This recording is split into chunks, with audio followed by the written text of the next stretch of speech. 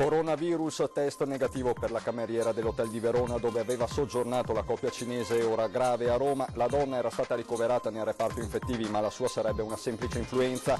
Intanto dal governatore Zaia la richiesta al Ministero dell'Istruzione ci sia quantomeno un'indicazione prudenziale e cautelativa per l'isolamento volontario. Tragico schianto in A4 all'altezza di Portogruaro, a perdere la vita un 38enne di Lori. Il giovane era alla guida di un furgone e stava andando a fare delle consegne a Pordenone.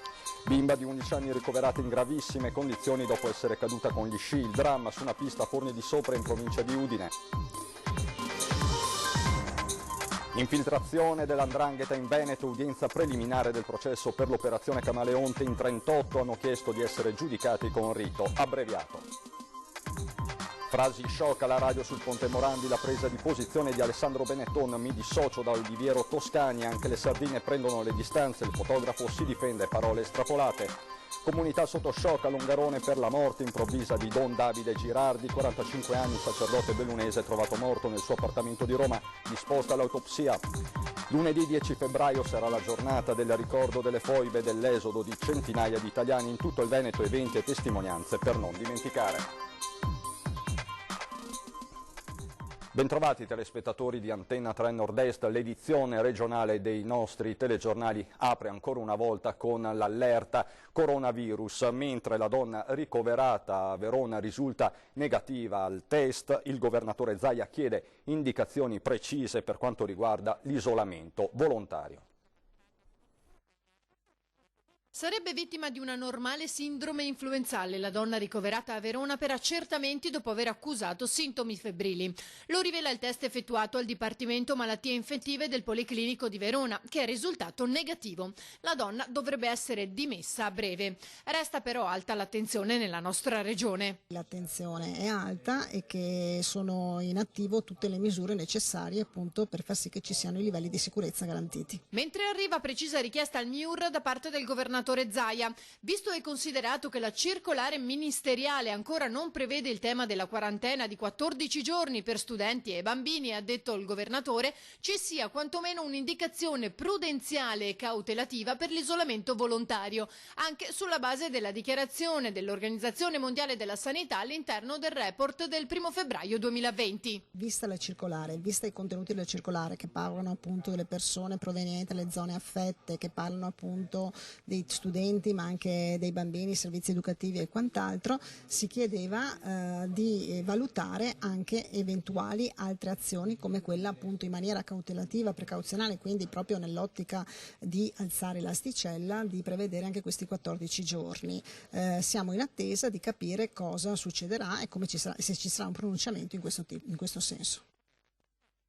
E c'è un'ultima ora sempre da Verona perché un secondo caso è sotto osservazione, è stato registrato infatti oggi a Verona. Si tratta, secondo fonti sanitarie, della receptionist dell'albergo di cui parlavamo anche nel servizio, dove hanno alloggiato i 2 cittadini cinesi colpiti dal coronavirus e che si trovano momentaneamente allo Spallanzani di Roma. Si attendono i risultati dei test clinici sulla paziente, al momento ricoverata al Policlinico Veneto di Borgo, Roma. Anche lei, come l'ha detta alle pulizie, poi risultata colpita da banale influenza, sarebbe entrata in contatto con la coppia di turisti. Ora si seguirà il protocollo già utilizzato per la prima donna, ovvero gli esami clinici saranno valutati dal Dipartimento Malattie Infettive di Verona. E sempre sul coronavirus sono state allertate anche le sezioni dei donatori di sangue del Veneto. Vediamo.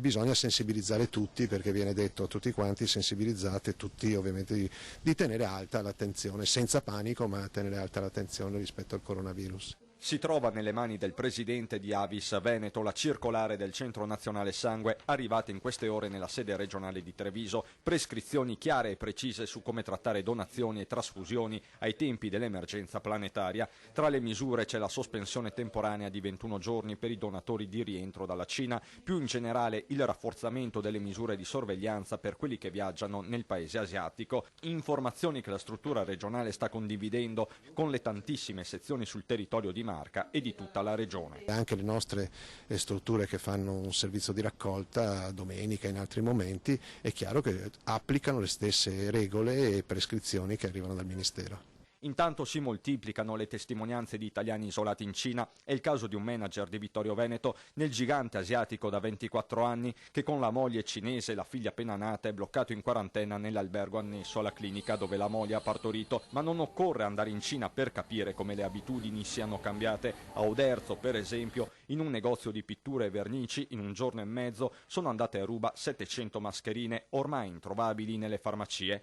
E che il clima sia mutato lo si capisce anche parlando con gli studenti fuori dalle scuole, proprio quelle scuole che sono al centro del dibattito politico. Ne avete parlato in classe? Abbastanza, ma solo tra compagni, non siamo entrati sull'argomento con gli insegnanti.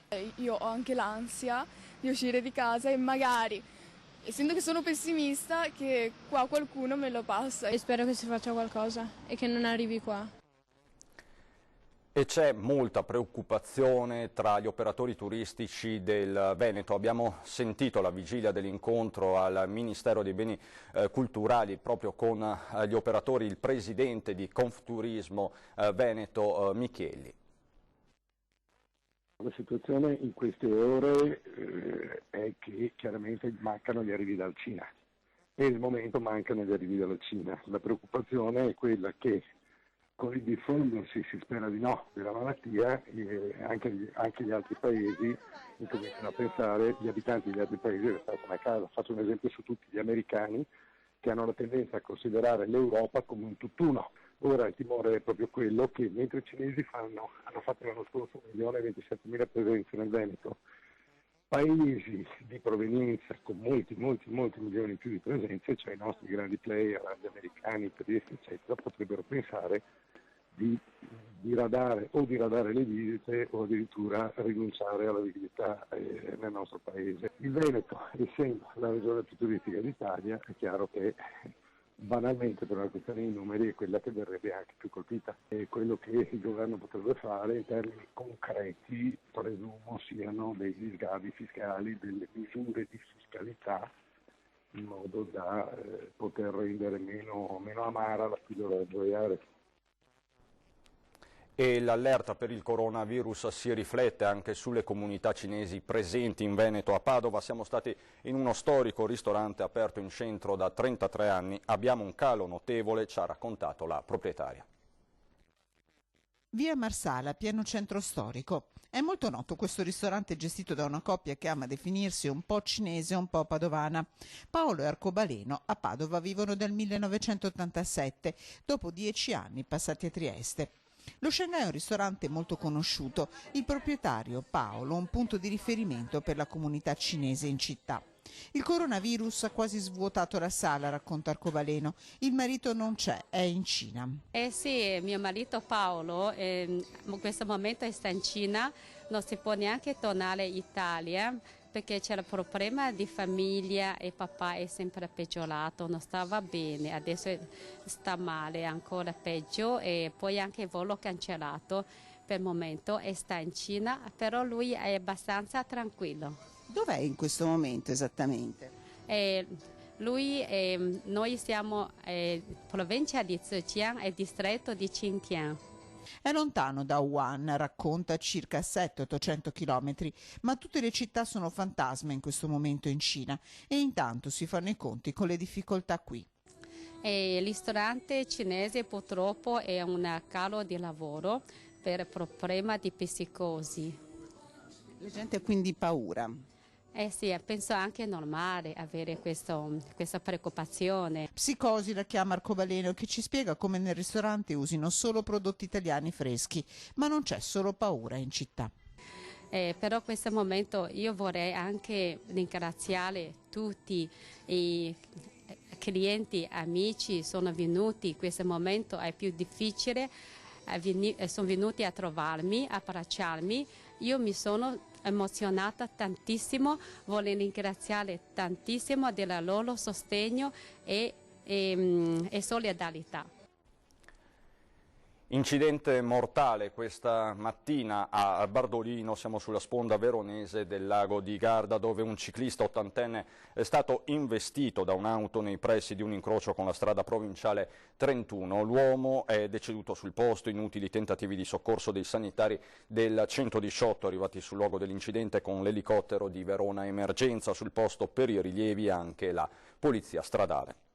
E un tragico incidente, un tragico schianto si è verificato questa mattina sulla 4 all'altezza di Portogruaro. A perdere la vita un 38enne di Loria. Il giovane era alla guida di un furgone, stava andando a fare delle consegne in provincia di Pordenone. Era partito all'alba alla guida del furgone per il giro di consegne nel Pordenonese, come faceva ogni mercoledì, ma a Valvasone, dove era diretto, non è mai arrivato. Luca Fochesato, 38 anni, residente a Castione di Loria, è morto in un terribile schianto in A4 tra San Stino di Livenza e Portogruaro in direzione Trieste. Il giovane era dipendente del salumificio Scapocchin di Legnaro e per l'azienda stava andando ad effettuare delle consegne in Friuli. La dinamica dell'incidente è ancora al vaglio della polizia stradale. Dai primi accertamenti pare che il furgone condotto da Fochesato abbia tamponato violentemente il tir sloveno che lo precedeva, un impatto devastante che non ha lasciato scampo al giovane morto sul colpo. Sul posto sono intervenuti i vigili del fuoco ed i sanitari del SUEM che non hanno potuto far altro che constatare il decesso del giovane. Luca Fochesato, nativo di Montecchio Maggiore nel Vicentino, abitava da qualche anno a Castione di Loria, dove si era trasferito dal vicino comune di Castello di Godego. Ultimamente, per essere più vicino alla sede di lavoro, aveva trovato un alloggio nel Padovano. La notizia della tragedia ha suscitato cordoglio in paese e tra i colleghi di lavoro, dove Fochesato si era fatto apprezzare sul piano professionale ed umano. Era un dipendente modello, dice la titolare tra le lacrime, mai una multa, mai un'infrazione, sempre puntuale e preciso nel lavoro. La nostra è una ditta familiare, continua, e Luca era uno di noi. La sua improvvisa scomparsa è un colpo grandissimo. Fochesato, oltre al lavoro, aveva la passione della cucina e del canto. Sconvolti i compagni del coro di cui faceva parte, il Movie Chorus di Rubano e Busiago, avevano anche cantato lo scorso Natale a Roma, in Vaticano per il Papa, e domenica prossima avrebbero dovuto esibirsi per l'opening del Carnevale di Venezia con un concerto in piazza Ferretto. Luca Fochesato lascia i genitori, la sorella e una nipote. La data dei funerali non è ancora stata fissata. Una bambina di 11 anni di nazionalità polacca è ricoverata in gravissime condizioni al Cafoncello di Treviso a causa dei traumi riportati dopo essere caduta con gli sci. L'incidente si è verificato ieri pomeriggio sulla pista Varmost 3 a Forni di Sopra in provincia di Udine. La bambina sarebbe caduta per cause in corso di accertamento mentre scendeva lungo la pista insieme con altri sciatori, avrebbe battuto violentemente il capo. Immediatamente soccorsa, è stata trasportata all'ospedale di Treviso con l'elicottero del SUEM di Pieve di Cadore. Infiltrazioni mafiose in Veneto, udienza preliminare del processo per l'operazione Camaleonte in aula bunker a Mestre. In 38 hanno chiesto di essere giudicati con rito abbreviato. Sono 38 gli imputati del maxi processo contro le infiltrazioni andranghetiste nel nostro territorio che hanno scelto di essere giudicati con rito abbreviato. Nell'aula bunker di Mestre si è svolta l'udienza preliminare dedicata alla discussione delle difese del processo Camaleonte, in cui sono imputate 54 persone per vari reati connessi a favoreggiamento mafioso dell''ndrangheta in Veneto. Un sistema di estorsione e riciclaggio scardinato dai carabinieri che vedeva ai vertici il clan della famiglia Bolognino, Sergio, Michele e Francesco, vicini alla cosca del Grande Aracri. I tre si erano stabiliti da anni a Rosà nel Bassanese ed erano diventati soci della ditta GS Scaffalature di Galliera Veneta. Dall'aggressione al titolare di quell'azienda era iniziata l'indagine che aveva portato alla luce il sistema di false fatturazioni per riciclare denaro e le minacce e le intimidazioni a degli imprenditori veneti. Dei 54 imputati, dunque, 4 hanno avanzato ipotesi di patteggiamento, condizionato comunque alla rifusione del fisco per quanto sottratto con le false fatture. 38 invece hanno scelto di essere giudicati con rito abbreviato. La sentenza è attesa per il 18 febbraio, giorno in cui il giudice deciderà l'accoglimento dei riti alternativi e si esprimerà sui rinvii a giudizio. Per chi verrà ammesso all'abbreviato, l'udienza di discussione si terrà a maggio. Decine gli imprenditori intimiditi da questo sistema, pochissimi però quelli che si sono costituiti parte civile. Mi dissocio fortemente dalle affermazioni fatte da Toscani e la dura presa di posizione di Alessandro Benetton sulla polemica per le frasi del fotografo alla trasmissione radio della RAI Un giorno da pecora sul tema del ponte Morandi di Genova. Ma a chi interessa che caschi un ponte? Smettiamolo, aveva detto durante il dibattito Toscani, scatenando la bufera. Ho scelto quasi 30 anni fa di essere un imprenditore indipendente dalla mia famiglia, continua Alessandro Benetton. Ho quindi scelto di non commentare mai su attività che non mi riguardassero. Sicuramente in questo caso, conclude, mi dissocio fortemente dalle affermazioni fatte da Toscani. Anche il movimento delle sardine torna a parlare sulla loro visita a fabbrica. Non vogliamo più che si strumentalizzi questa storia. Noi abbiamo ammesso il nostro errore e avevamo chiarito il motivo della nostra visita. Ora chiediamo a Oliviero Toscani e Luciano Benetton di non strumentalizzare ulteriormente più questa vicenda. Da ultimo la precisazione dello stesso Toscani in queste ore. Mi dispiace che parole estrapolate e confuse possano far pensare una follia come quella che a me non interessi nulla del ponte. Solamente la cattiveria può strumentalizzare una cosa simile. Sgomento e incredulità in provincia di Belluno per la notizia della morte di Don Davide Girardi. Il sacerdote, 45 anni, originario di Castellavazzo, è stato trovato privo di vita nella giornata di ieri nell'appartamento dove viveva nei pressi di Roma. È stato il vescovo Renato Marangoni a dare la notizia ai sacerdoti bellunesi in una lettera accorata pubblicata nel sito della diocesi. Secondo quanto riferisce Marangoni, la mancata risposta a una telefonata aveva insospettito chi lo stava chiamando al punto da lanciare l'allarme. Don Davide è stato trovato a terra senza vita. Il suo decesso al momento farebbe pensare a cause naturali. La notizia della morte di Don Davide si è diffusa subito a Longarone e Castellavazzo, dove la famiglia è molto conosciuta. Le minoranze in Consiglio regionale Veneto chiedono che si tenga un'assemblea straordinaria per tracciare una gestione del flagello della cimice asiatica. Un consiglio regionale straordinario per tracciare una strategia contro la cimice asiatica. E questa è la proposta che PD, Leu e 5 Stelle lanciano alla Regione perché si affronti in modo decisivo l'emergenza rappresentata dal parassita, un vero e proprio flagello per l'agricoltura veneto. Il Consiglio regionale Veneto raccoglie il grido di rabbia lanciato dalle associazioni di categoria agricole durante la fiera di settore di Verona. Parliamo di oltre 200 milioni di danni alla frutticoltura e ad altre colture.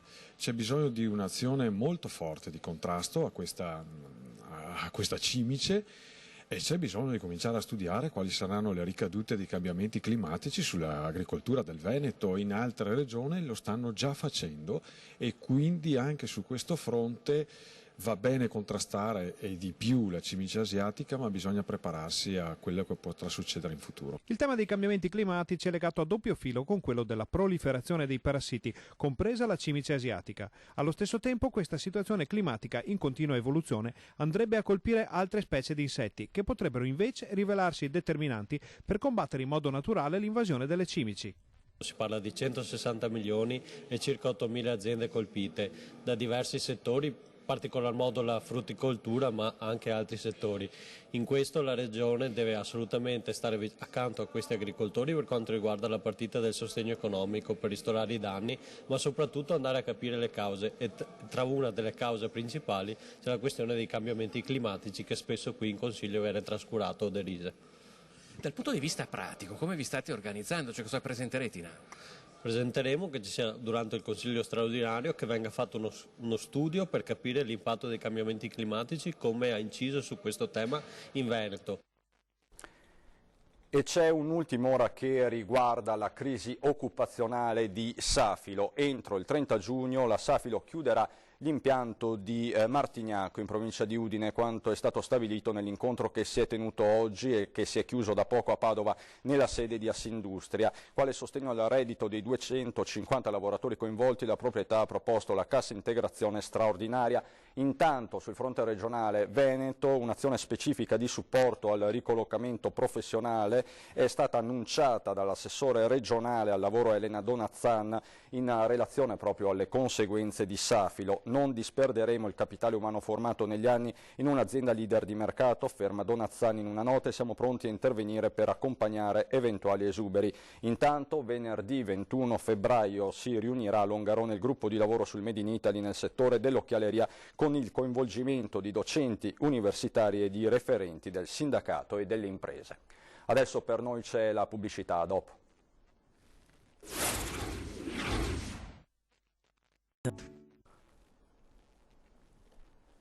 Di nuovo in studio per parlare della giornata del ricordo delle foibe prevista per lunedì 10 febbraio. A Venezia, in terraferma, da sabato si ricorderà questa tristissima pagina di storia. Veneziani e veneti, informatevi sulle foibe e sull'esodo degli italiani da Istria, Fiume e Dalmazia. Lo scopo della giornata nazionale del ricordo, il 10 febbraio, è soprattutto questo. I numeri purtroppo non sono ancora noti. Ci sono alcune riviste, alcune pubblicazioni, alcuni cosi storici che fanno passare dagli 8 ai 12.000, altri parlano di 20.000. Purtroppo proprio per la natura di questi infami delitti non è possibile dire quanti possono essere. Noi stimiamo circa 10-12.000. Per memoria della giornata del 10 febbraio questa cosa viene ricordata a tutti i livelli istituzionali, quindi le istituzioni sono vicine a noi in questo particolare momento. Una pagina dolorosissima costellata di infami delitti e di inconsolabili addii a quella terra natia che fu latina, veneziana e italiana, l'Istria.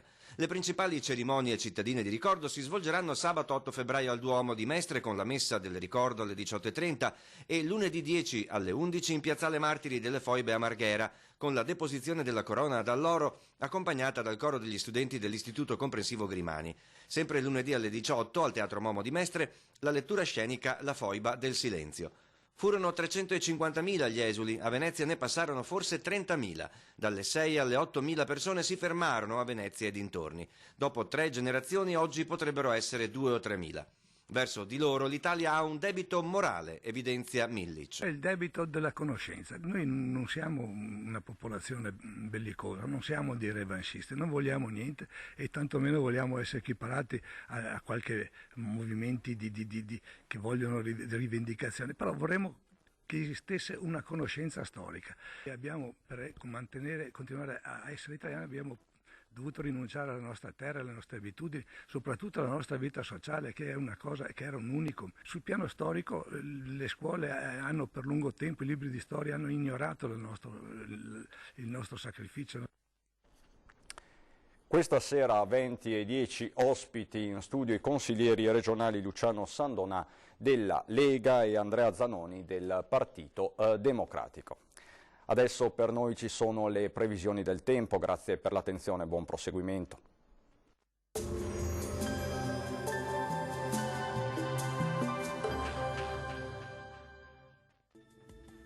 Benvenuti al Meteo.